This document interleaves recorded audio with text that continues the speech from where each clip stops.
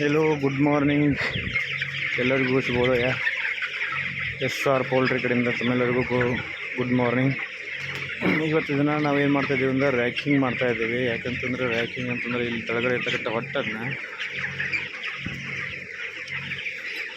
ಈ ಥರ ಅದಲು ಬದಲು ಮಾಡಿದಾಗ ಮೇಲೆ ತೆಳಗೆ ಮಾಡಿದಾಗ ಅದರಲ್ಲಿರ್ತಕ್ಕಂಥ ಅಮೋನಿಯಂ ಆಮ್ಲ ಅಂತಕ್ಕಂಥದ್ದು ಏನಾಗಿರುತ್ತೆ ಅಂದರೆ ಆ ಫ್ಯಾನಿನ ಮೂಲಕ ಆ ಗಾಳಿಯಲ್ಲಿ ವಾತಾವರಣದಲ್ಲಿ ಸೇರಿ ಅದು ಹೊರಗೆ ಹೋಗ್ತಾ ಇದೆ. ಆವಾಗ ನೋಡಿ ಎಲ್ಲ ಕೋಳಿಗಳು ಯಾವ ಥರ ರೆಸ್ಟಲ್ಲಿದ್ದಾವೆ, ಚೆನ್ನಾಗಿ ಒಳ್ಳೆ ಗ್ರೋತ್ ಬರುತ್ತೆ. ಅದರಿಂದ ಒಂದು ಹೊಸತನವಾದಂಥ ಹೊಸ ಏರ್, ಫ್ರೆಶ್ ಏರ್ ಬರುತ್ತೆ.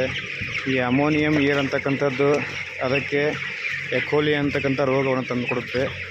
ಸೊ ಅದಕ್ಕೆ ನಾವು ವಾರಕ್ಕೊಮ್ಮೆ ಈ ಥರ ರ್ಯಾಕಿಂಗ್ ಮಾಡೋದ್ರಿಂದ ಈ ವಿಧಾನದಿಂದ ಆ ಒಂದು ರೋಗವನ್ನು ನಾವು ತಡೆಗಟ್ಟಬಹುದಾಗಿದೆ. ಇದು ಪೋಲ್ಟ್ರಿಯಲ್ಲಿ ಬಹುಬೇಗವಾಗಿ ಹರಡಿಕೊಳ್ಳುವಂಥ ಒಂದು ರೋಗ. ಸೊ ಅದಕ್ಕೆ ಜ್ವರ ಅಂತಕ್ಕಂಥದ್ದು ಅಂದರೆ ಇದು ಒಂದು ಆಡು ಭಾಷೆಯಾಗಿ ಹೇಳ್ಕೊಂಡು ಜ್ವರ ಅದು ಒಂದು ಟೈಪ್ ಆಫ್ ಜ್ವರ ಅಂತಕ್ಕಂಥದ್ದು ಹೇಳ್ಬೋದು ನಾವು.